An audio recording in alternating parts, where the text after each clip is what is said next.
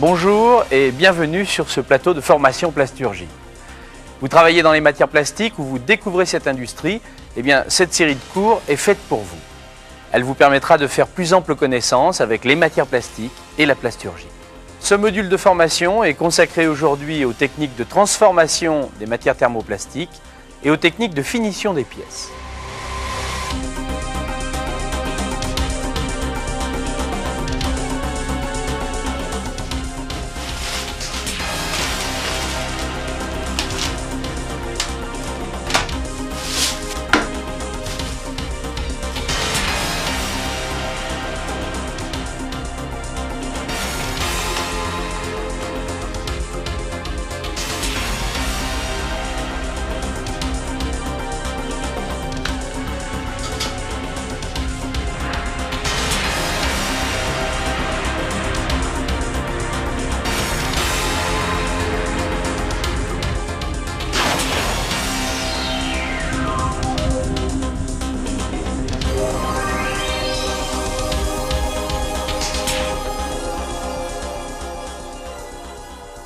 Tous ces objets que vous venez de découvrir sont transformés dans des ateliers de plasturgie.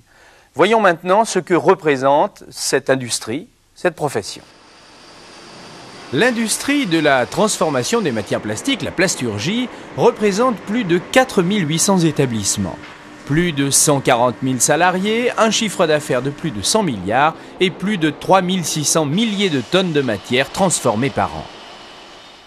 Nous allons maintenant étudier, au travers d'applications connues de tous, les procédés de transformation des matières thermoplastiques.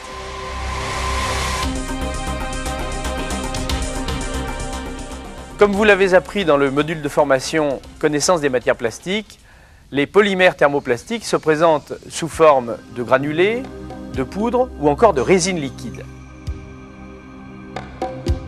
Ces matières premières sont transformées sous forme de semi-produits ou de produits finis par des procédés tels que l'injection,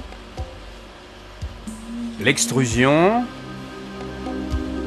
le soufflage, le calendrage, le thermoformage, le rotomoulage, la compression, l'expansion et enfin la coulée et la chaudronnerie plastique.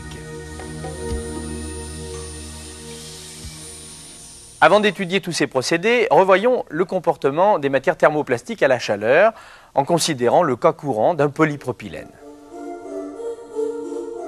Sous l'action de la chaleur, ces granulés passent de l'état solide à l'état pâteux lorsqu'on dépasse la température de fusion.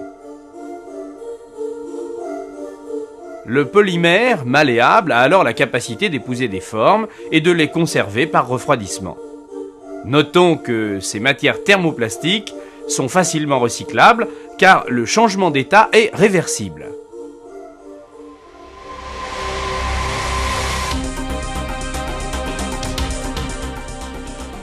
L'injection des matières thermoplastiques est une des techniques de transformation les plus courantes. Nous avons donc rassemblé sur ce plateau un certain nombre de pièces injectées. Cela va de la petite pièce de précision jusqu'à des pièces beaucoup plus importantes. Alors ces petites pièces techniques, par exemple, sont en polyamide et en polyacétal. Cette lentille de Fresnel est en PMMA. Cette poubelle ou cette chaise de jardin sont en polyéthylène et en polypropylène. Quant à cette planche de bord automobile, elle est en polypropylène. Et pour finir, eh bien, nous avons ici un disque laser qui est également une pièce injectée. Découvrons donc sans plus attendre le principe schématique de l'injection. La matière plastifiée par une vis dans un cylindre chauffé est injectée sous pression dans un moule. Au contact du métal froid, elle se solidifie et conserve les formes de l'empreinte. Le moule joue un rôle essentiel dans l'injection, c'est lui qui assure la mise en forme de la matière.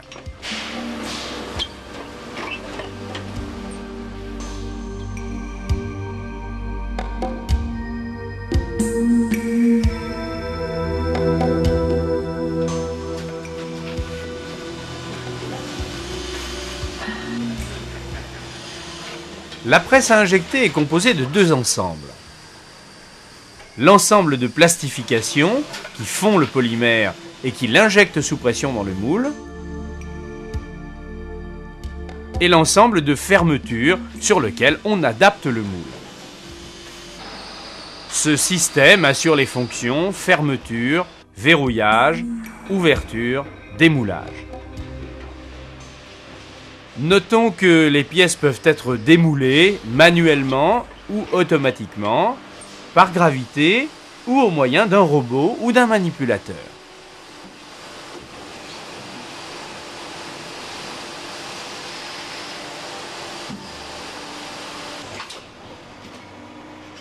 En injection, les cadences de moulage sont souvent très rapides.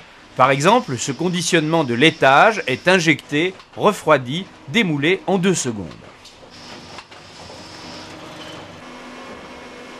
Ce fauteuil de jardin, qui sort du moule prêt à l'emploi, est moulé en moins d'1 minute.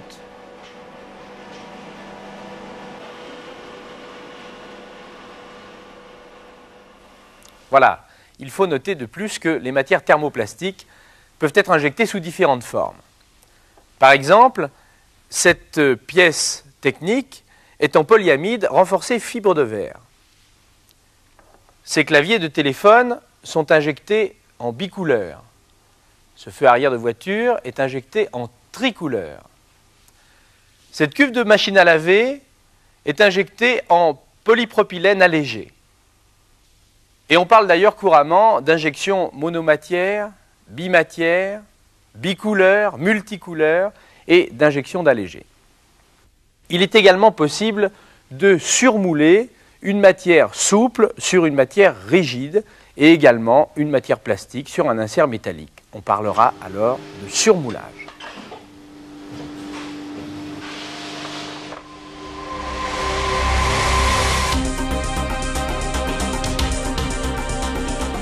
Le terme générique extrusion regroupe un ensemble de procédés et d'objets assez différents. Par extrusion, par exemple, on obtient ce film en polyéthylène, ou ces plaques et ces feuilles en ABS et en polystyrène choc. On produit aussi par extrusion ces tubes médicaux en PVC souple, ou ces gaines pour le bâtiment en PVC rigide. On fabrique également ces profilés aux formes souvent complexes que l'on utilise aussi dans la fabrication de ces fenêtres. Attention, à chacun de ces produits extrudés correspondent des techniques d'extrusion et des installations particulières. Mais toutes ces installations ont un point commun, l'extrudeuse. On dit aussi boudineuse. Elle a 2 fonctions. Fondre le polymère, le rendre malléable, puis l'extruder au travers de la tête d'extrusion qui donne forme au produit.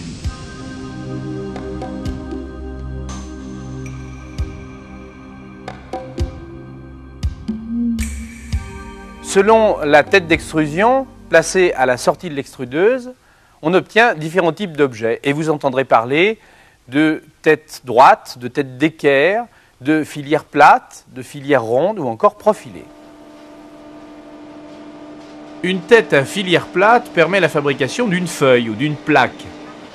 Une tête à filière ronde ou annulaire est employée pour la fabrication d'un tube, d'une gaine ou d'un film.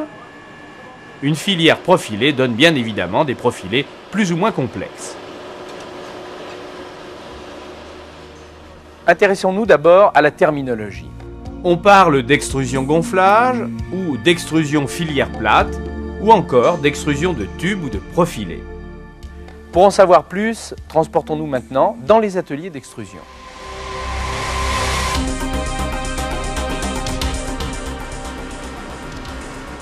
Dans l'extrusion gonflage, le polyéthylène basse densité est extrudé en continu au travers d'une filière annulaire. Le ballon est gonflé par de l'air comprimé, la gaine formée est étirée, refroidie sur plusieurs mètres, aplatie entre des cylindres et enfin enroulée.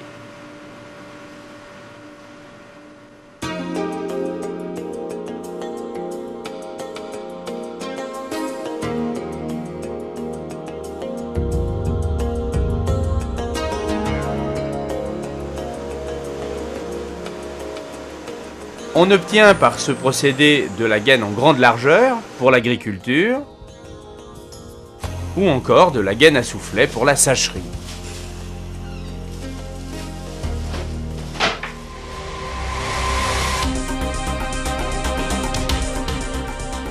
Autre procédé, l'extrusion filière plate. Cette technique permet l'obtention de feuilles ou de plaques en polystyrène choc, en ABS, en polyéthylène et même en polypropylène.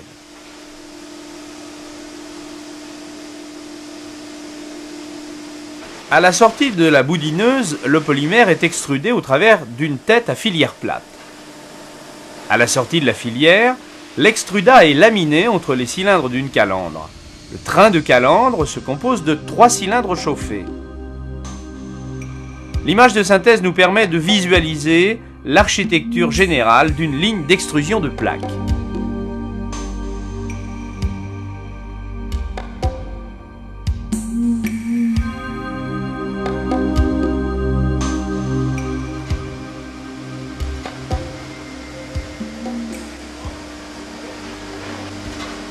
Après calendrage et donc obtention de l'épaisseur et de la largeur souhaitée, les plaques rigides sont refroidies par air, puis débitées en bout de ligne à la longueur souhaitée.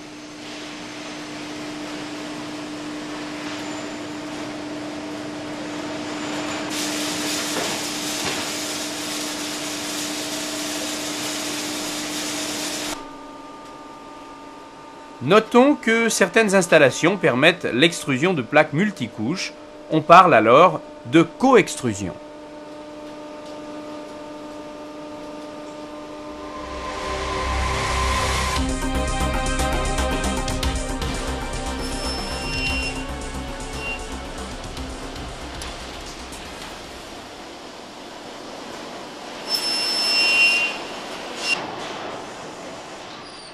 Ce type d'installation comporte une boudineuse qui extrude le polymère au travers d'une tête droite pour du tube, comme vous le découvrez sur ces images.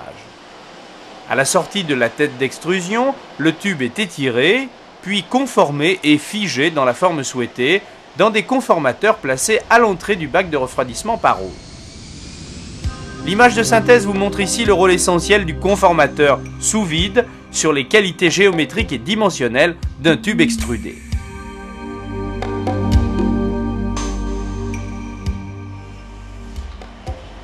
Le tube est ensuite refroidi par de l'eau et par de l'air.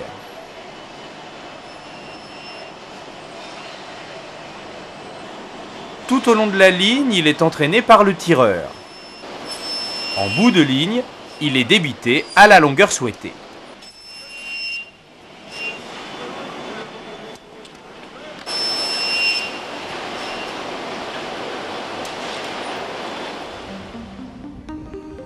Ces canalisations en polychlorure de vinyle sont également extrudées.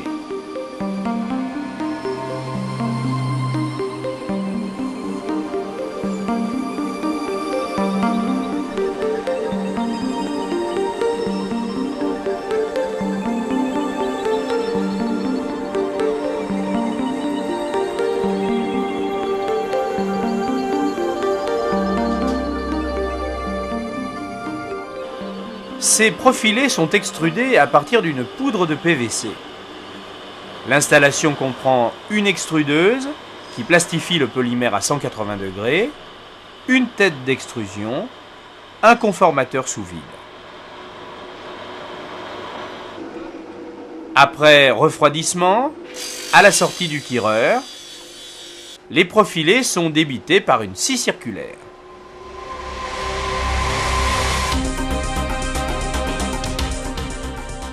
L'extrusion permet également le gainage de fils électriques pour l'isolation et aussi le gainage des fibres optiques. Voici le principe schématique du recouvrement d'un câble électrique par une gaine extrudée.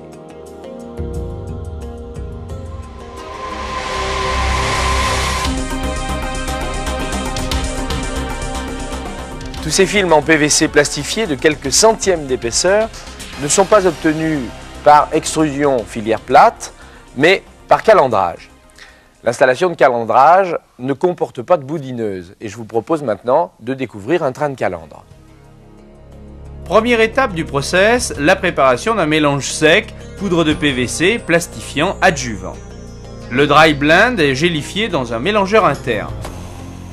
La gomme obtenue est ensuite plastifiée à la température de 150 degrés entre les cylindres d'un mélangeur ouvert.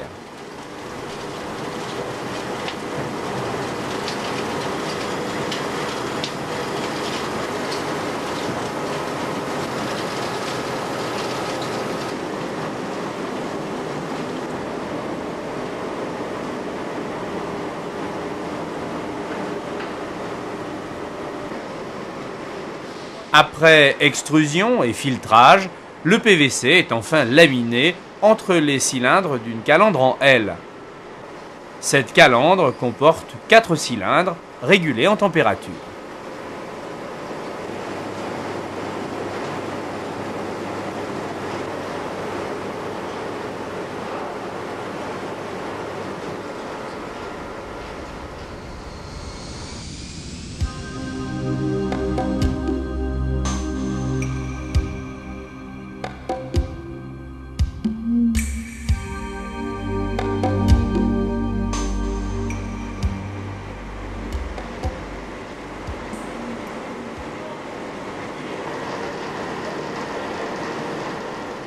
Après refroidissement, le film est conditionné sous forme de rouleau.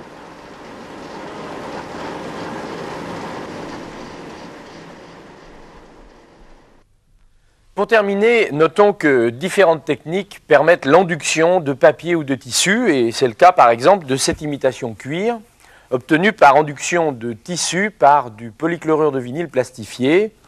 Même chose pour cette matière que l'on connaît plus couramment sous le nom de toile cirée, ainsi que cette tapisserie lavable obtenue par induction de papier.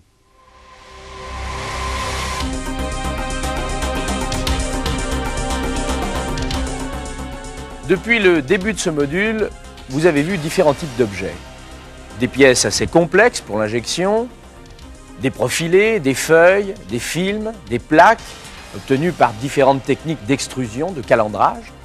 Eh bien, intéressons-nous maintenant à un autre type d'objet plastique, les corps creux.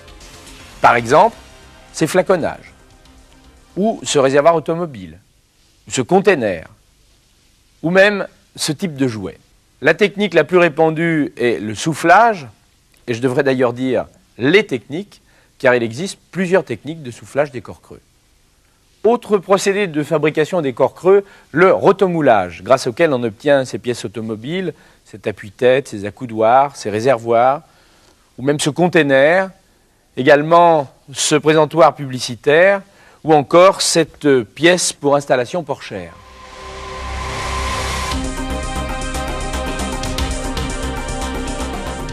Cette bouteille ou ce flacon sont moulés par extrusion-soufflage en continu. Par contre, de par leur taille, ce réservoir automobile ou ce container sont fabriqués par extrusion-soufflage en discontinu. Et enfin, ce biberon, ce pilulier ou cet autre type de bouteille sont obtenus par injection-soufflage. On parle aussi de biorientation. Alors pour y voir un peu plus clair, maintenant nous allons étudier les principes de ces différentes technologies.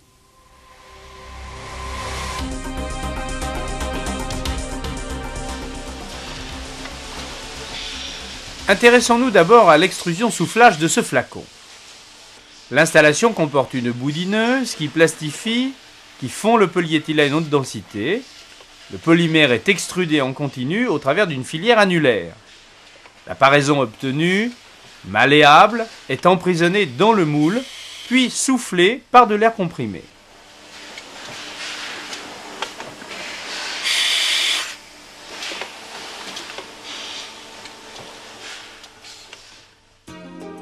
Grâce à l'image de synthèse, observons ce qui se passe dans le moule de soufflage.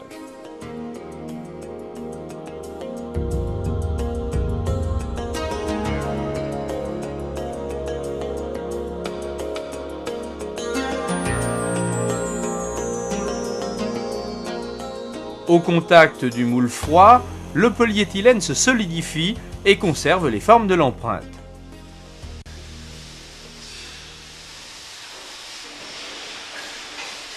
Ce flacon est soufflé sur une machine équipée de 2 moules à mouvement pendulaire.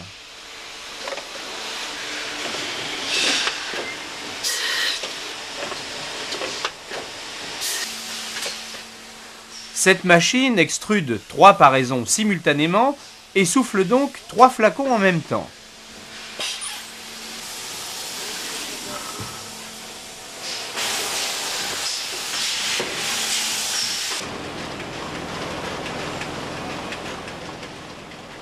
Quant à ces bouteilles d'eau minérale, elles sont soufflées à la cadence de 10 000 à l'heure.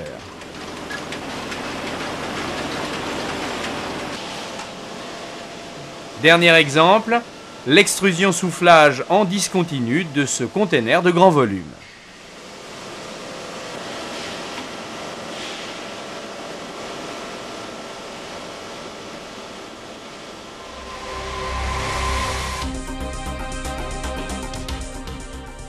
Pour mouler différents conditionnements et certaines qualités de polymères, les spécialistes ont développé des techniques d'injection-soufflage et de biorientation.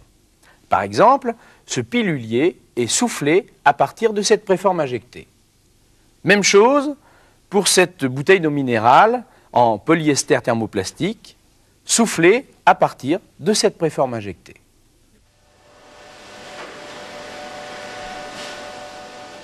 Première phase du process, cette presse assure l'injection des préformes en polyester thermoplastique.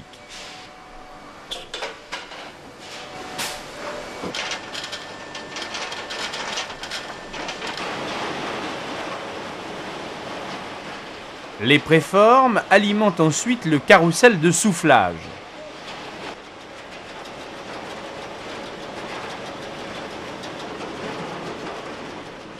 Réchauffées aux environs de 110 degrés dans un four, elles sont soufflées par biorientation. Le carrousel comporte 24 moules qui travaillent en batterie à la cadence de 10 000 bouteilles à l'heure. Intéressons-nous maintenant à la fabrication de ce conditionnement. Dans ce cas, une seule machine assure l'injection des préformes et leur soufflage. Observez. Injection de la préforme. Transfert dans le moule de soufflage. Soufflage de la préforme. Ouverture du moule. Démoulage.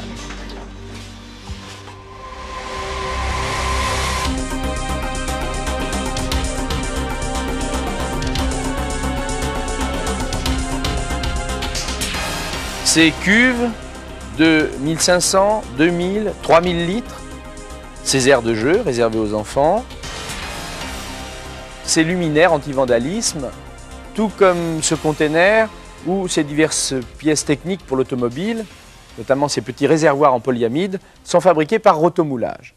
Je vous propose maintenant de découvrir en images une installation de rotomoulage et notamment la fabrication d'une cuve en polyéthylène haute densité. L'installation de rotomoulage comporte un carrousel, des moules, un four et un dispositif de refroidissement.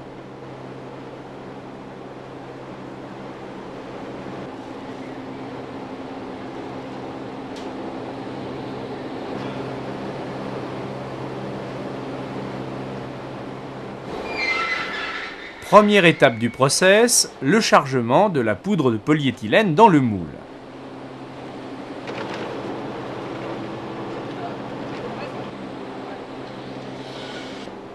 Le moule fermé est ensuite introduit dans le four.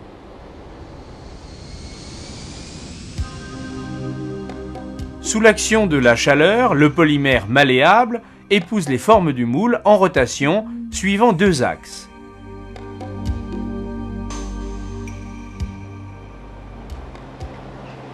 Après refroidissement du moule par air pulsé, la cuve est démoulée. Ces containers sont également obtenus par rotomoulage.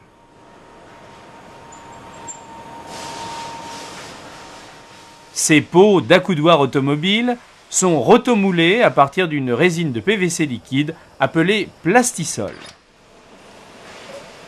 Couler du plastisol dans le moule, fermeture du moule, puis rotomoulage dans un four.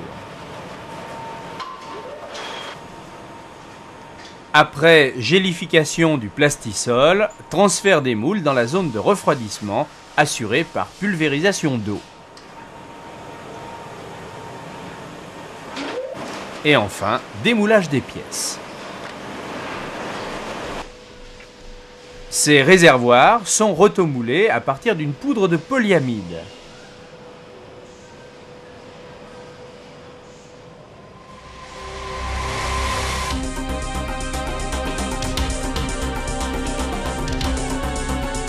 Nous avons jusqu'à présent étudié les procédés de transformation des granulés en produits finis ou semi-finis.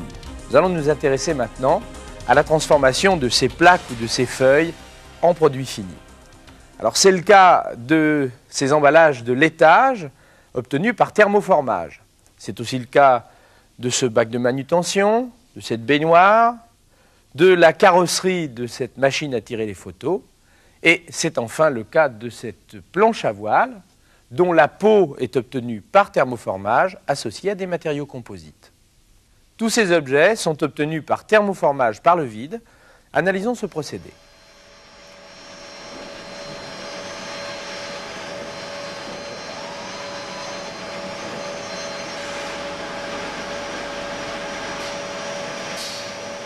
La plaque à thermoformer est maintenue entre deux serre-flancs. La voûte chauffante avance. Sous l'action du chauffage infrarouge, le polymère devient malléable. La voûte chauffante s'éclipse. Le moule monte et on fait le vide entre le moule et la plaque. Sous l'action de la dépression, le thermoplastique épouse les formes de l'empreinte du moule froid.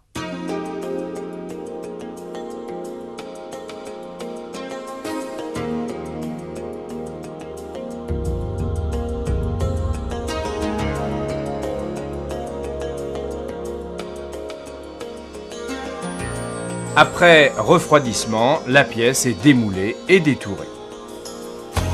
Vous découvrirez différentes techniques de thermoformage par le vide, le thermoformage en moule positif, en moule négatif, le bullage ou encore le pistonnage. Voici le bullage, suivi du formage par le vide de ce carter en ABS. Et enfin, le pistonnage de ce capot en polystyrène choc.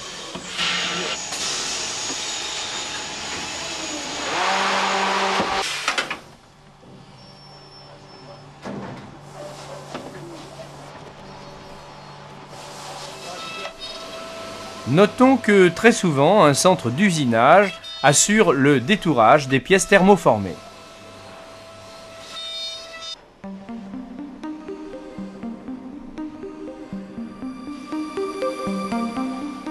Dernier exemple, le thermoformage de cette baignoire d'angle. Observez.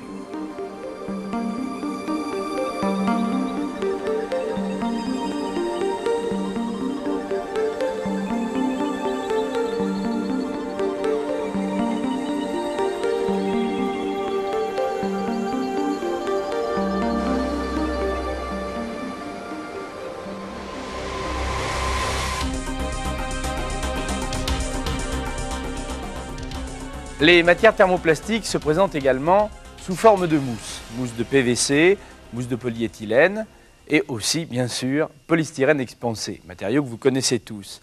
Alors, voici comment il se présente avant traitement, sous forme de micro-billes à expanser, puis sous forme de billes pré-expansées avec lesquelles on obtiendra ces différentes pièces, ces emballages, ou bien ces plaques utilisées pour le bâtiment, notamment pour l'isolation, et enfin, c'est peut-être moins connu, pour le garnissage intérieur de cette planche à voile.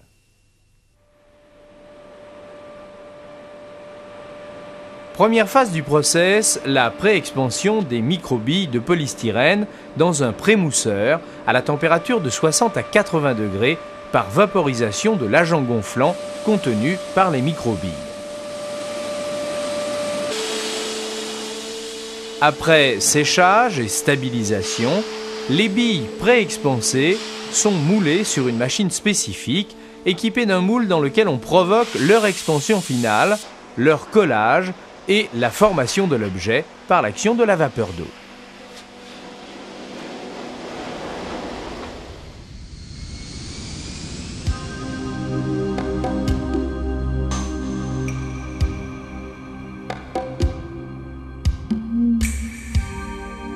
Depuis le début de ce module de formation, nous avons passé en revue une multitude de techniques de fabrication. On pourrait ajouter celle-ci, moulage par coulée de ces plaques en résine acrylique et aussi fabrication de ces panneaux intérieurs de porte pour l'automobile obtenus par compression de composites thermoplastiques et de leur décor. Ces plaques de polyméthacrylate de méthyle très utilisées dans le bâtiment sont coulées entre deux plaques de verre et polymérisées dans un four.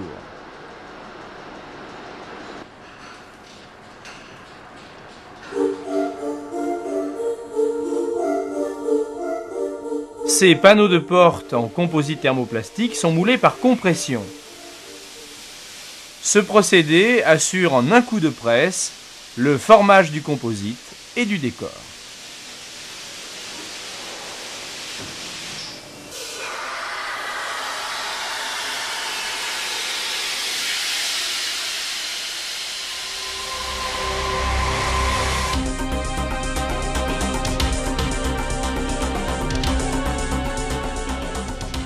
Autre métier, autre savoir-faire de la plasturgie, celui des chaudronniers plastiques. Toutes ces pièces, pour l'industrie chimique, sont obtenues par usinage, formage, collage, soudage de semi-produits. Découvrons un atelier de chaudronnerie. Il s'agit de la transformation de semi-produits du type jonc, tube, plaque ou feuille, par usinage, formage à chaud et assemblage des pièces par collage ou soudure au chalumeau à air chaud.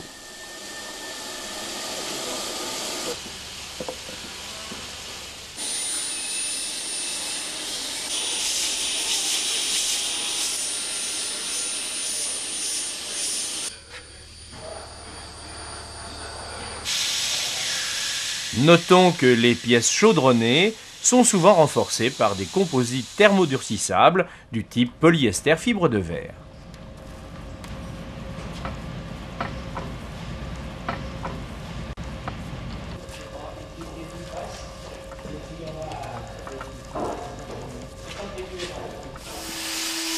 En conclusion, je ne serais pas tout à fait complet si je ne vous disais pas que les qualités de travail des matières thermoplastiques par usinage permettent également la fabrication de ces montures de lunettes par fraisage, toupillage, cannelage, etc.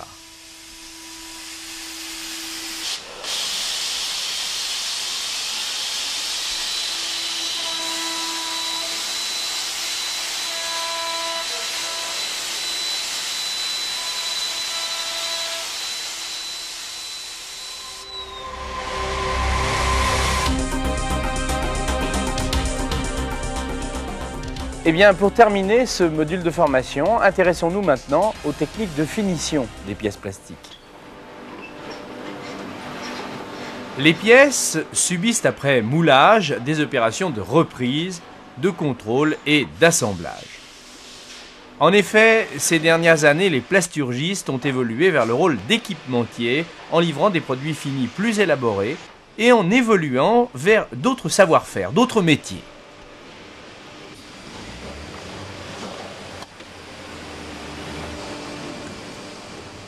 Les techniques d'assemblage sont nombreuses, en voici quelques exemples. Ces boucliers automobiles sont équipés de différentes pièces par soudure ultrason.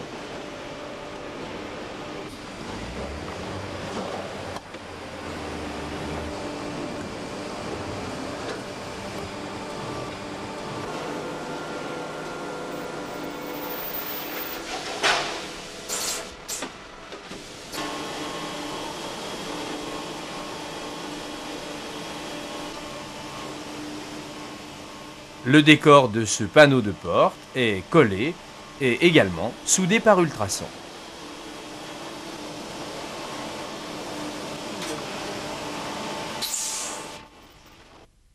Les techniques de décoration et de marquage des pièces plastiques sont nombreuses et très variées. Et vous entendrez parler de peinture, de sérigraphie, de marquage à chaud, de tampographie et aussi de flexographie. Cette chaise de jardin injectée reçoit une laque de finition.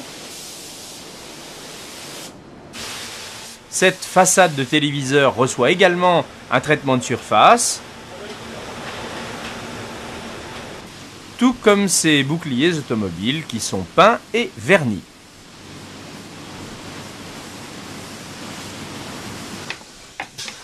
Sur ces fixations de ski, le logo est marqué par sérigraphie.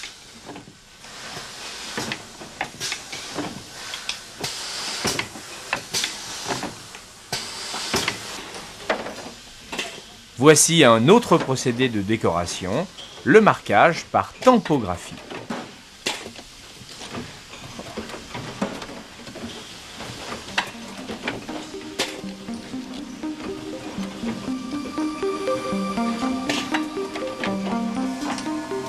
Ces bouchons de conditionnement sont décorés par marquage à chaud.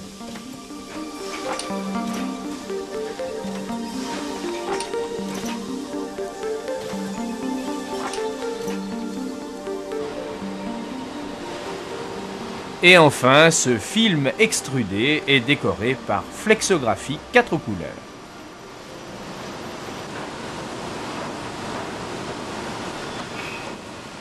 Voilà, c'est vrai, ce module de formation est un peu dense, mais cela est dû à la variété et à la richesse des savoir-faire et des métiers de cet univers de la plasturgie.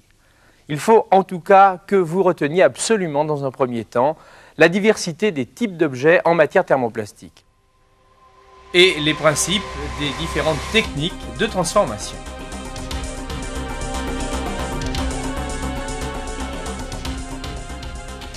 Deuxième séquence de la formation, vous allez maintenant revoir avec votre formateur à l'aide de diapositives tous les procédés de transformation des matières thermoplastiques. Quant à moi, je vous donne rendez-vous pour un prochain numéro de Formation Plasturgie. Au revoir.